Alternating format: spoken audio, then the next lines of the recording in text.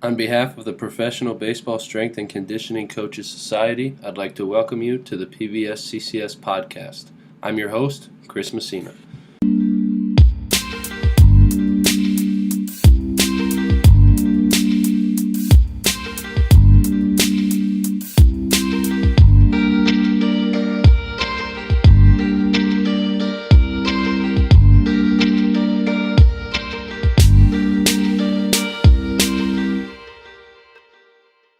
All right, everybody, I'm here with Jose Vazquez of the Texas Rangers organization. Jose, thanks for coming on, man. Appreciate your time. Tell the listeners about yourself, if you would, please. Chris, thanks for having me. I'm Jose Vazquez. I am going into my 18th season in the big leagues. I started with the New York Mets in 2002 as the assistant strength coach, and I have been with the Texas Rangers since the 2006 season.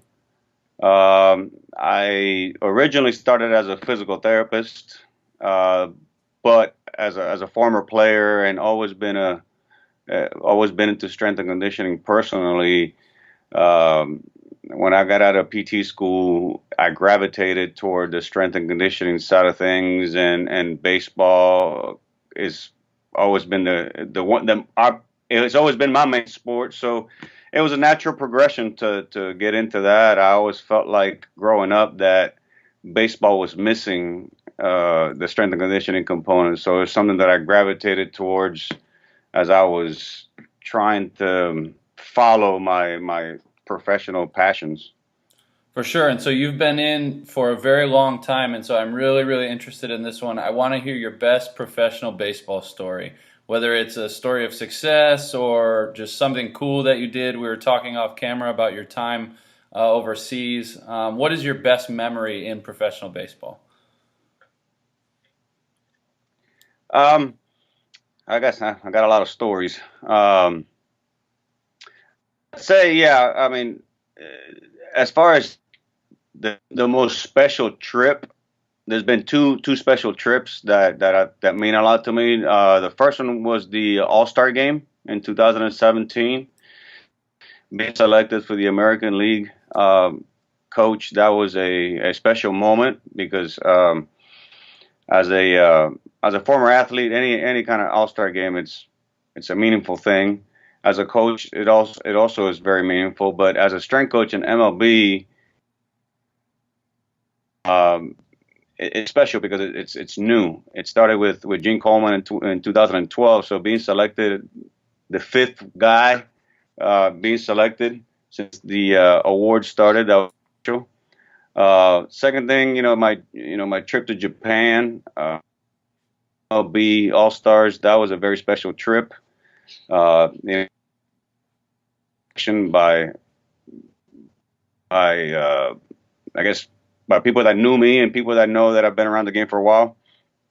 As far as other special moments have been the two World Series that I got to be part of. Unfortunately, we didn't win it in either one, but there were so many great moments in the especially in the 2011 World Series. As I think of some of those moments, I still feel the butterflies and that excitement and that numbing feeling, thinking about, man, I can't believe I'm here. I can't believe I was able to be part of a championship team. I would say the 2011 probably one of the most special coaching moments of my career. Yeah, for sure, man. That's awesome. And you've done so much and you've seen so much and just all those experiences, I'm sure, have been really good. And so I want to know, what do you believe in within strength and conditioning that others think you are crazy for believing? Two things. Even though it's changing now, but it's two things that I always think back, and it's like people always thought I was crazy. My very first job, first meeting that I had with the trainers and the head strength coach, and my first question was, "What do you guys do for evaluation? How do you evaluate your players before you put them on programs?" And the reaction I got was like, "Well, we don't do that here. This is the big leagues.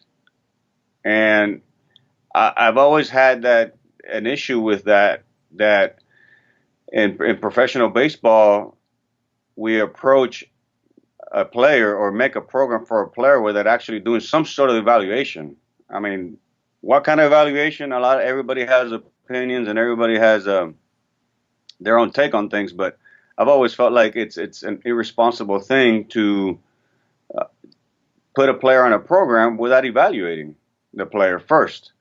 Uh, that was like that's the one thing that stuck with me all throughout the years, and it's getting better, and I think organizations are beginning to buy into it, but I mean, I was pushing for player evaluations and assessments back in 2002, and people thought I was crazy. Um, the other thing that I felt like people thought I was crazy, and I'm not the only one on this, but heavy lifting. Players and coaches and GMs and people in the industry sometimes they misunderstand what heavy lifting is, that heavy weight training is, and the purpose and why it has its place. And heavy weight training has always been a thing that people always thought, man, you're crazy for doing that with those guys. Aren't you going to hurt them? And I was like, well, no, I will hurt them if I don't do it. So that those two things, I feel like I have had to battle, and I've had to sell those two ideas for many, many years. Yeah, the more people that I talk to on here, the more I kind of get that answer of the heavy lifting in season and how you can do it as long as it's appropriate. And like you said, I think there's just a misconception of what heavy lifting is. It's not maxing out like a power lifter or a strongman. It's, within the reason and within the context of your program, being able to lift heavy in season. Yeah, and even if you want to take the heavyweight training, that topic by itself, the way to do it, if you do some assessments on these guys, then you know that they can handle such loads. And so if you don't evaluate, then yeah, maybe perhaps it might be a little dangerous to do it if you don't evaluate. But if you do, then there's no reason why that can't be done. Can you go into that a little bit? Evaluating maybe in season or even in spring training when guys first come in, or any exit like evaluations that you're doing. Can you dive into that further, or are you not at liberty to speak about that? No, that's no problem. Evaluations can come in different forms. I've always tried to, whether it was collectively or individually, to do some sort of functional movement screen, not necessarily the main movement screen, but I always felt like the squatting movement was very important for all these guys. So I always did some sort of squatting, whether it's single leg, double leg. I've always been aware of the hip, knee, and ankle range of motion, and I've always been mindful of those three joints when I do heavy lifting, when I do squatting movements. The other thing too, when it comes to evaluation, is trying to get a sense of player training history. When you get a guy from a Division I school, you know that this guy's probably been exposed to lifting, so I really don't worry too much about those guys because they usually come with good technique. Whereas you get a guy from the Dominican who has been Dominican trained, and he grows up in the minor leagues through, with whatever team or even your own team, you still have to go back to the very basics of having them perform a body weight squat and see if they can perform it before they can put some weight on their back. So getting some kind of background and history on their training is always very, very important to me. And then, as we've gotten a little more technological, I also know that, well, let me take that back a couple steps. I've always been a big proponent of testing. So through vertical jumps, I can always assess the power potential that an athlete has. So if I got a guy that can jump over 30 inches, and he can't squat, then that's where my evaluation begins. So, even with back in 2003 and 4 with the Mets, we started doing vertical jumps with everyone. And we began to see that there were guys that could jump out of the roof, but they couldn't squat. So I said, okay, well, we need to kind of strengthen and harness that power that this guy has. And so we kind of went back and tested guys to see if they had the range of motion to begin the heavy lifting. Now, throughout the years, we've become a little more sophisticated. So now we have the velocity-based training the devices. We use the gym wear. So now, even with those things, it's even easier to go ahead and put somebody with some light loads and move them fast, and that gives me a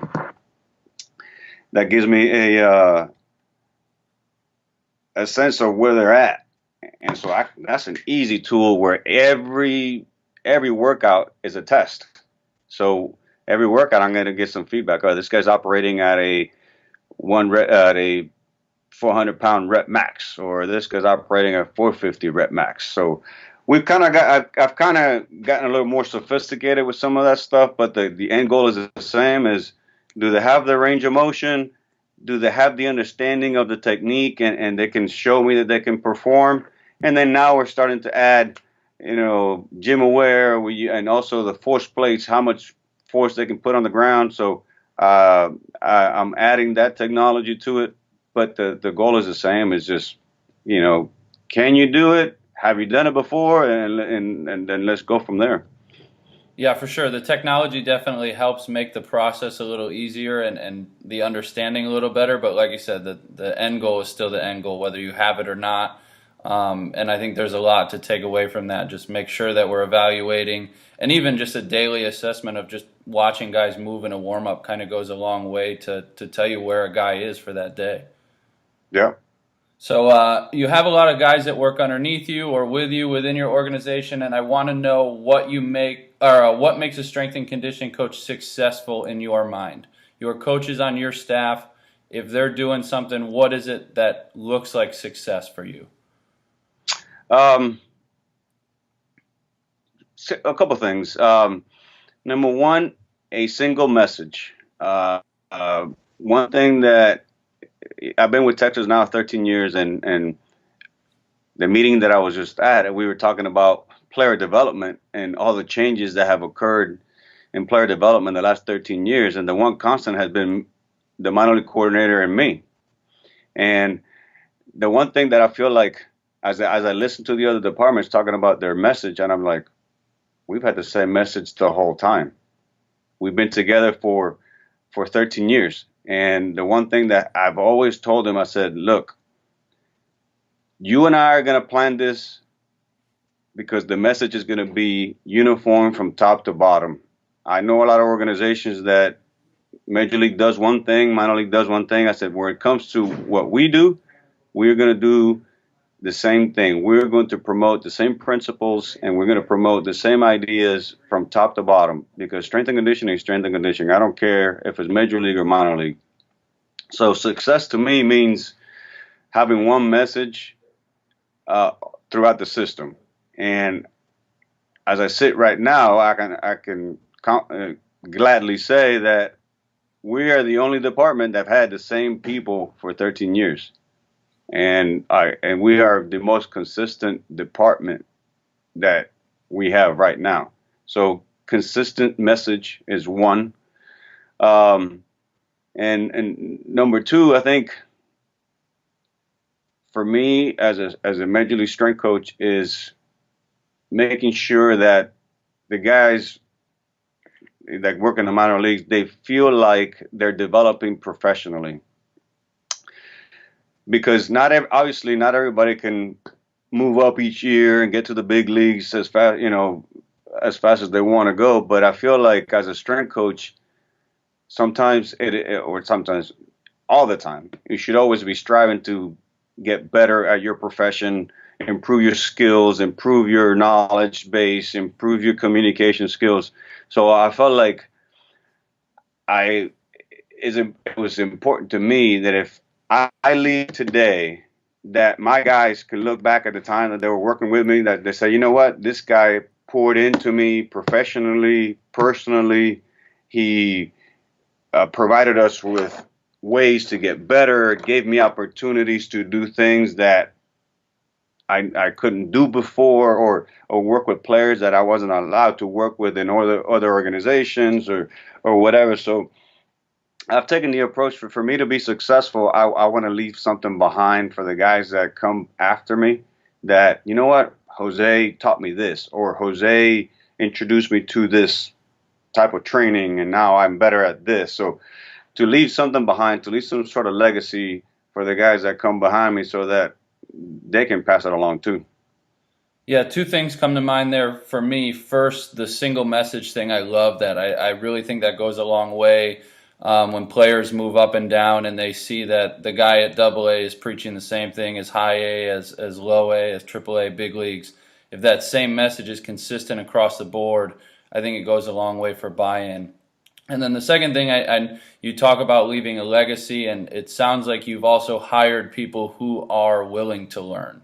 You can put out whatever you want, but if you have guys working for you who are just not willing to make themselves better, it's kind of like beating your head against the door. So it sounds like you've hired the right people for what you're trying to leave.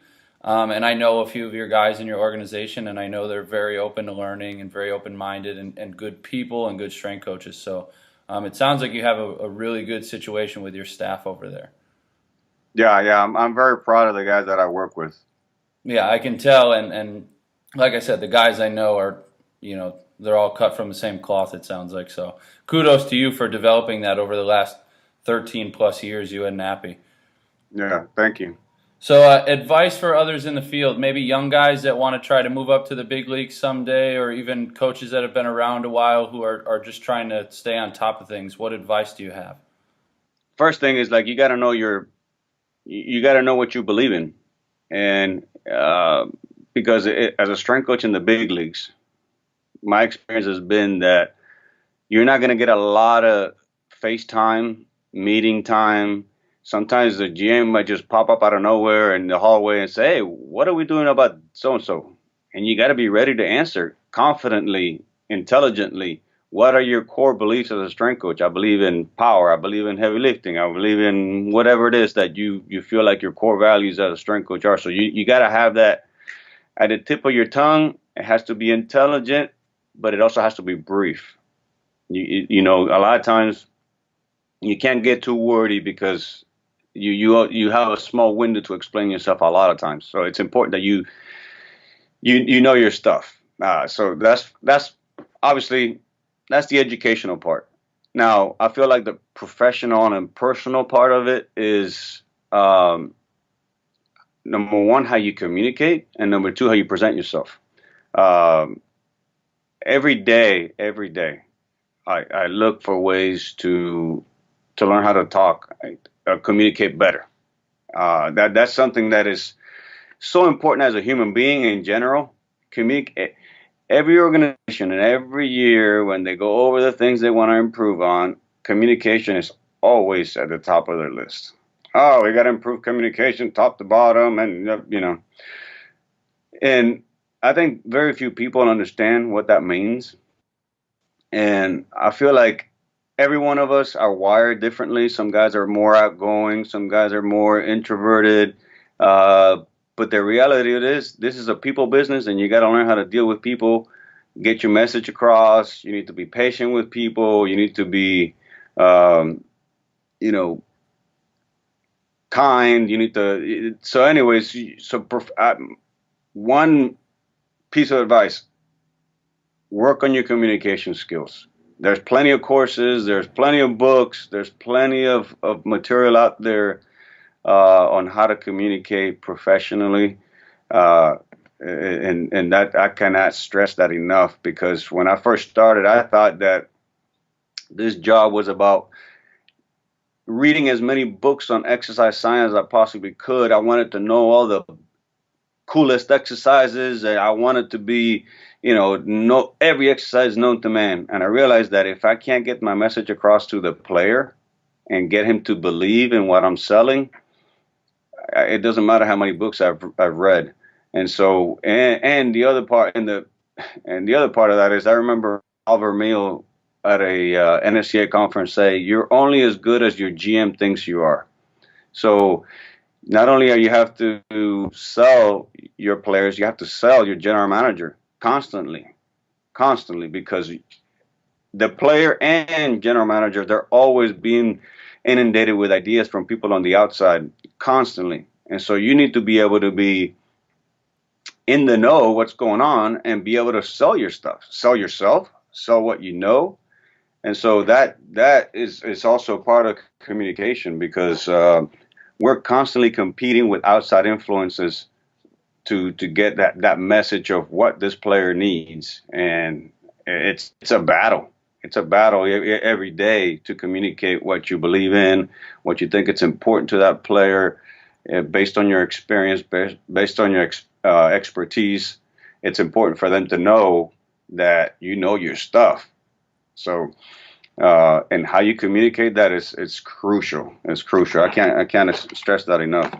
Yeah, absolutely. And that leads me into my next question here is, where are you going for continuing ed? What books are you reading? Any seminars you're attending in the off seasons? Any podcasts you're listening to? Where are you going to improve yourself? Yeah, I have let's see how many categories. All right, so I think that we all have a lot of dimensions to us. You got the spiritual, you got the mental, you got the physical, and then you got your hobbies. So from my spiritual, I read the Bible every day.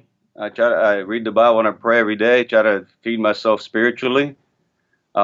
Mentally, I read a lot of books on psychology. I've read a lot of books on psychology since I started as a strength coach. I turned to psychology because I realized that there's more to a strength coach than meets the eye. So I've read a lot of psychology books, from the typical Harvey Dorfman mental game of baseball type of things, and the Ken Ravizza type books, to criminal profiling. I mean, I've read books on lying and lie detection and profiling people. So I'm a big fan of criminal profiling. So I feel like profiling people and putting people in categories is also helpful, because you got guys that always trying to sneak things by you, and that they're not working, and that they're not doing what they're supposed to. So I've read a lot of books about that. I'm a black belt in jiu-jitsu, so everything jiu-jitsu I can get my hands on, I'm always reading that. Any article on nutrition, sports nutrition, so I'm always constantly subscribing to newsletters. I try to subscribe to newsletters a lot for nutrition. Just keep it short, guys. That's kind of hard. I leave that up to the nutritionist. But I read books on leadership. I'm a big fan of the Jocko Willink podcast. I've read the Extreme Ownership. I follow. There's a guy. What's that? I subscribe to different podcasts on fitness. What's the guy from Indianapolis? I lost his name now. Mike Robertson. But Mike Robertson. Yeah. I listen to podcasts. I listen to Mike Mahler. I listen to but those are the main ones. The podcasts on fitness that I listen to. But I mean, I'm constantly reading. I mean, I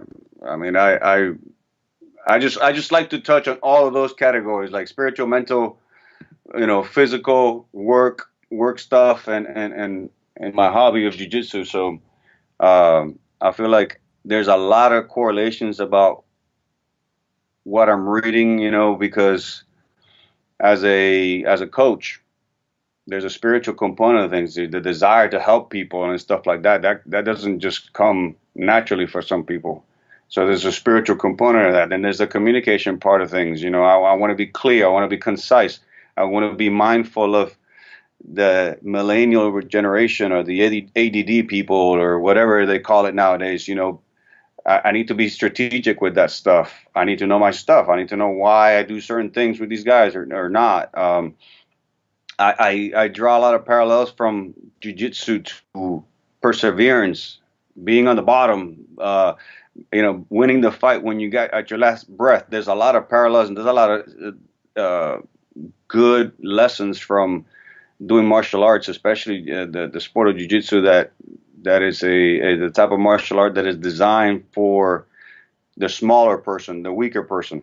So I enjoy bringing some of that into the game, and some of the exercises, some of the things that I do with some of those guys. So I like to think that everything I read, I bring it to the guys, because I found myself having conversations with players where they were way beyond baseball, and I've developed some really good relationships with some guys that to this day they still remember that one conversation that I had with them about their personal life, about their spiritual life, or about something they were struggling with, and I was able to, help them with some of that stuff. So I know that all that reading, all that time that I take to myself, and I'm filling my bucket so that I can empty it on them when the time is right. Yeah, it seems like guys are more likely to open up to strength coaches than any other guy on the staff. And so if you're well-read and well-rounded, you can have those conversations, and those are the conversations that create those good relationships. It's not necessarily the strength and conditioning conversations. It's the life conversations that you have with guys that help build the relationships to make it easier for strength and conditioning stuff, at least in my experience. Yep. No, and it's true. You don't have to be an expert on everything, but you need to be able to carry a conversation, and because people always like to work with people they like or people that they connect with. And in order for you to connect with someone, sometimes first, you got to ask questions about what they're like and what they're interested in. And so if you are well read, and you see, oh, you like hunting, oh well, how you guys got to walk 2 miles, and what kind of equipment, and if you're able to carry on an intelligent conversation, that develops to deeper things, and in time, perhaps that one day when the guy's not working, it's like, hey bro, let's go, let's get it together. You're being lazy today. That is the end result. But at first, you may just start with just the hunting questions, and what kind of rifle you use, and what kind of ammunition you use. So, but if you're a dummy and you don't know anything about anything, then the conversation stops there. Exactly. I'm on board with that 100%, man, 100%. So I'd like to do a lightning round with you. 4 questions, as long or as short of answers as you'd like. What do you got? Sure. All right, first one. Who is your biggest influence in the field of strength and conditioning? I say Gene Coleman, Vern Gambetta, and Dan John. I'll say the top 3 I can think of. A big impact on me. Yeah, that's a really good list. One piece of equipment to train with, what would you choose? Squat rack. Biggest accomplishment professionally and or personally? Oof. Being married 25 years. That's an awesome one. No, I was just like, I've been in this game for a while, and I've seen so many guys get divorced, so that's a big deal in this game. Yeah, very big deal. Any career other than strength and conditioning, what would you choose? I always wanted to be FBI agent. Really? Yeah. It goes with the criminal profiling, right? Yes. I've always been a big fan of trying to find out why people do what they do, whatever it is, in whatever area of life. I just want to know the why. Why are you doing that? I constantly ask my guys that in the weight room, especially the new guys that come from different teams. I'm like, why are you doing that? And if you know why, then cool, I buy in. But if you don't know why, okay, you got to convince me that that's right. So that's a big one for me.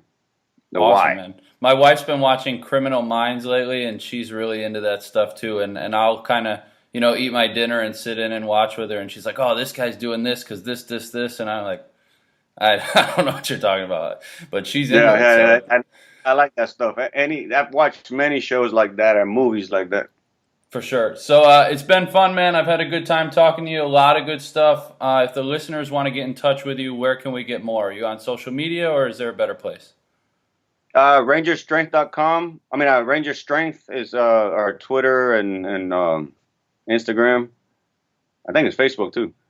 Perfect. I'll link that up with the show, and I appreciate you coming on, man, and we'll be talking soon. All right, everybody, that concludes this episode with Jose. I hope you enjoyed this one. It was really good to hear his thoughts on player evaluation and testing and on heavy in-season lifting. 3 things that I took from Jose: have a single unified message for your whole staff, know what you believe in, and always strive to get better. With that being said, I hope you enjoyed this episode, and we'll talk to you again on the next one.